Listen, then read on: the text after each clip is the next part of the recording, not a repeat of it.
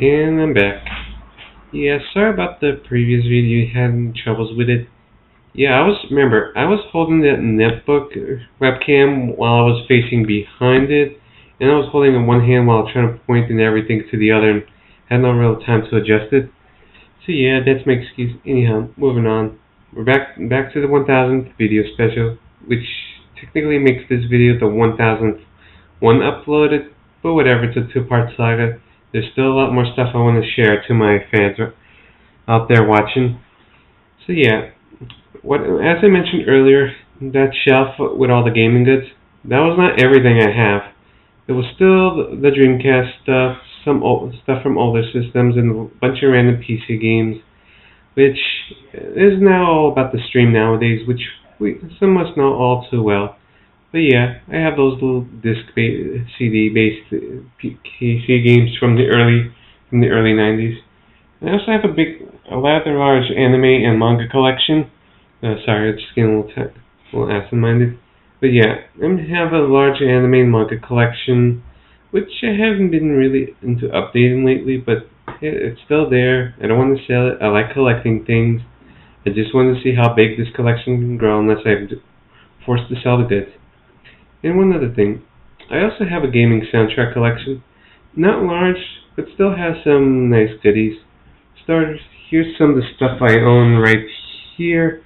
Yeah, all these little CDs, which includes some Super Robot Tyson soundtrack, FF4, the Tokyo Pop printed version, my favorite game soundtrack of all time, keep that in mind. Valkyrie Profile, one of my favorite Sakuraba works, along with Baten Kaita.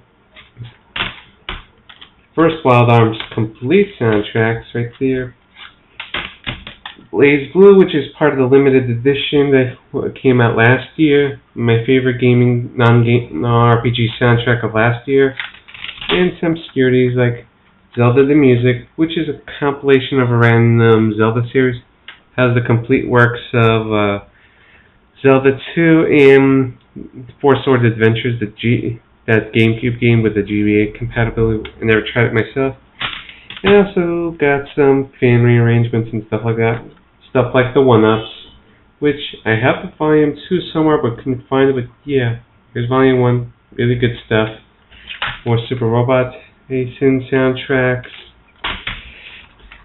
And then there's stuff like Kingdom Hearts 2. Yes, I really don't like the game that much, but I still appreciate the music. Shimomura did a great job. More Super Robot Tyson. I have the Final Fantasy V CDs. I don't have the box with me. It's gone missing somewhere, but yeah. Some Final Fantasy V stuff. And I really find the soundtrack quite underrated. I don't understand why people didn't really appreciate it as some of the bigger ones.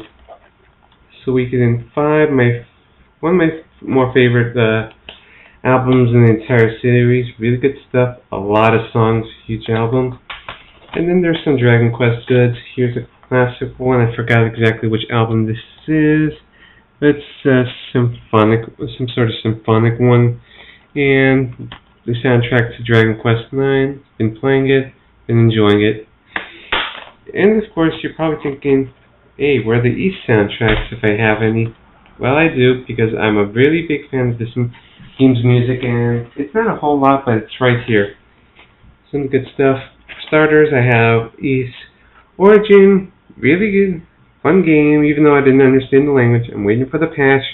Or if all else fails, I'm waiting for Falcom to port the PSP, to make a PSP version to port over, and hopefully XC will bring that as well, like with E7 come next month, or later this month, that I'm really looking forward to. There's also Legacy of Beast Book 1 and 2, the bonus package from the DS game. Not the best, but still good stuff, and it's courtesy of Atlas. And then there's some old obscurities. For example, this is Dawn of East soundtrack. I got a random find of this. Terrible graphics version of the 2 or 3 East 4 games around. The East Eternal soundtrack. This is the first East game I played from 1 and 2, the PC version. So of course I hold this music, even though I granted appreciate stuff like the TurboGrafx. And then there's also some other stuff. For example, I picked up East Perfect Collection from the first one for like about $20 or so. Kind of a rare find nowadays, at least a physical version. So yeah, that's part of my collection. And last but not least, the very first East album right here, Music from East, 1987, original print. Everything's intact, and I found it in a Japanese bookstore in New York for $7. You heard me, $7 for this old obscure album where the very origins of the series took place. So yeah, I'm really proud of owning this, and it's not the best soundtrack around, but it's a great find, and I really love this. My favorite part of the collection. And here's proof. This is the CD right here, upside down. Here it goes. You probably wouldn't be able to see it, but whatever. Yeah, the CD's right here. Here's the booklet. But an interesting little thing. Hold on, let me take this out. See, yeah, booklet itself is here, and inside some music sheets. Yeah, music sheets. I don't know how to play the instruments. I used to play the trumpet back in high school, but that was years ago, and I don't know exactly what instrument it's used for, but here you go. Got the music sheets, some of the East 1 music. Yeah. So yeah, huge fanatic of East, and some time ago in the sale last year, I actually picked up this Ultim Falgana. Here it is right here. My favorite East game and my favorite all-time action RPG ever. So yeah, last year there was a sale of this. There was a clearance sale on the Falcom's website. And shipping aside, that crazy shipping aside and all that, this was actually $10 technically. And it also came in one other thing that I actually have the East album. It came with this. A premium music box of the East where it showed pretty much posts every East 3 soundtrack before Falgana. And that's about, let's see, 1, 2, 3, 4, 5, 6, 7, 8. 8 albums from East 3 alone, including the very first ones from whatever computer system it came in. Sadly, no TurboGrafx sounds. What a shame. Those were good stuff. So yeah, that's part of my soundtrack review. Love the East franchise, and I'll be doing the playthrough of East 7 later this month when it comes out, and also the PSP version of Ultim Falgana in this box right here. Now the next thing I want to share. Hold on a second. Looky right here. My very first gaming console. Technically, I had another NES before then, but it was broken in pieces and I have no childhood memories. All my gaming memories started here. And as you can kind of tell, it's seen much better days.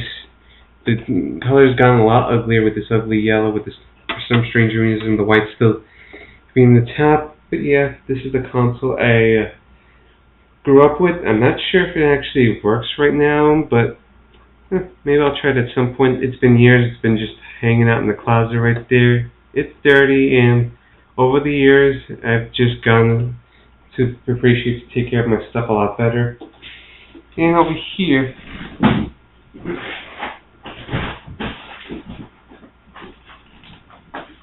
is the boxes full of still my SNES games and an N64 game right here.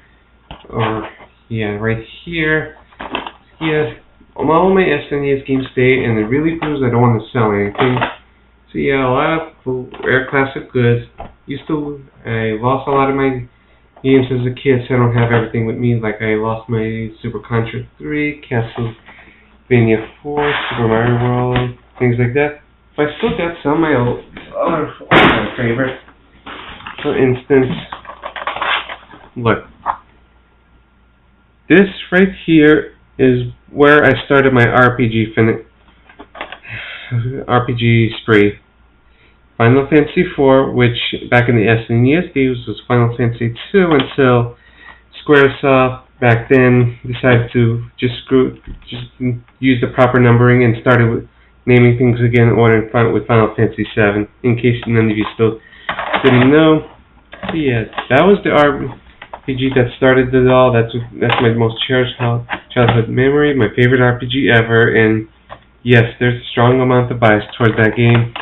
And like I said, lost some stuff, but at least I got some old rare RPG goodies. For example, here's the physical copy of SNES Chrono Trigger. Yeah, not the best conditions or myself either, but yeah, it's still something. I own the likes of Secret of Mana. That was my first action RPG foray. What else? Yeah, there's Illusion of Gaia right here. Yeah, I have a few non-RPG goods, but I'm just showing those off. Lufia 1, I actually don't have the SNES version of 2. I didn't grow up with that, sadly. And a bunch more elsewhere. Let's move on. Oh, right. One more thing.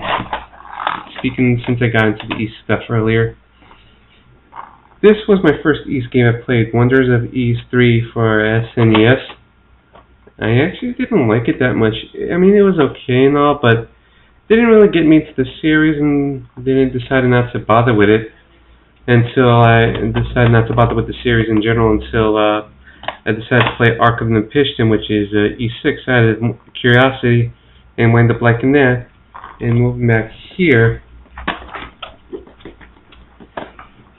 again, Ultimate Pogana, my favorite game, is actually a remake of this SNES game right here. Yeah, least favorite, same game, technically. Funny how the circle just completes itself, doesn't it? And since we got about 2 to 3 minutes left, yeah, I'm gonna just call this video out. There's still some more fun things to show off. See you guys.